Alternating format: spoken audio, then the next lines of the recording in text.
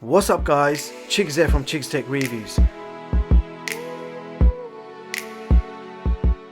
So I guess you guys have already seen a whole bunch of iPhone SE videos, but the real question is, what is the iPhone SE good for? What is it good for? Absolutely. And who should buy it? And to answer this question, we need to first of all check out the positives and negatives. So first of all, what is it good for?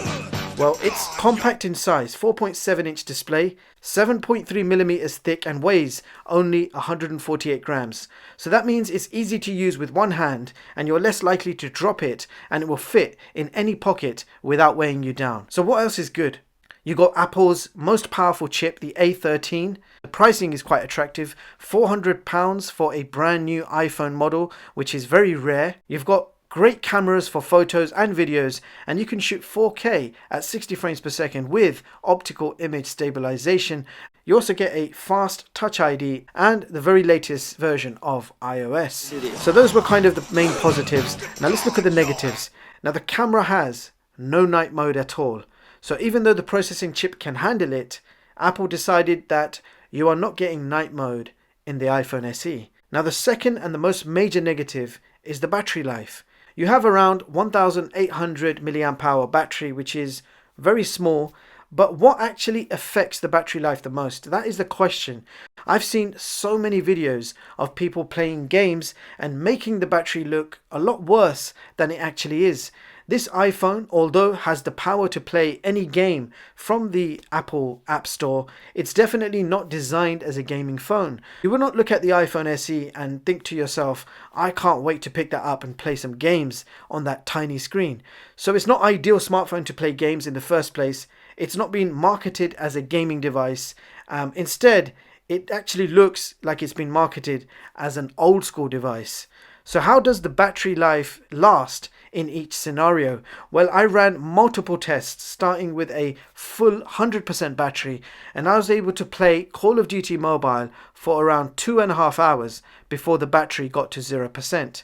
I then charged back up to 100% and I ran the next test, which was a 4K at 60 frames per second camera test, and I was able to shoot 1 hour and 50 minutes of video before the phone died on me. Now the next test I did was navigation software. So you can use GPS software like Waze, and that lasted me around 5 hours of constant use. Now the best performer from the bunch was watching YouTube. I actually achieved nearly 9 hours of non-stop YouTube on a full charge. And the only test that could beat that was playing music.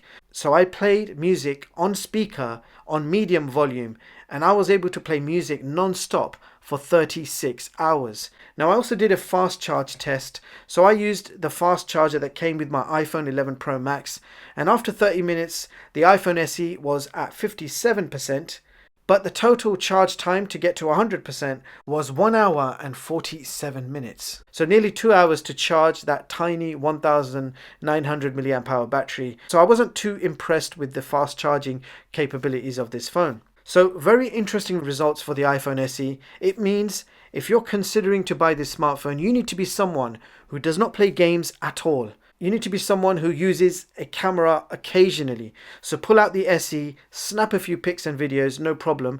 Also someone who uses sat-nav software like Waze to maybe commute to and from work, which is absolutely fine. Furthermore, if you're someone who likes watching videos online, then I have good news for you. You can watch videos all day long and the battery will not drain. So the A13 is very well optimized for video playback. Now browsing the web will also not drain your battery. Sending text messages and WhatsApp is also not a problem. And video calls with WhatsApp and Skype is also not an issue. So the takeaway here is you need to put yourself in a different mind frame when using or considering the iPhone SE. Apple has given us all the hints. The design is old, so straight away it should appeal to the generation of people who might be still using the iPhone 6, the iPhone 7 or older. It's a gesture of goodwill from Apple to these old iPhone users. An affordable upgrade just for those guys. Now the main reason for that is probably not just the price.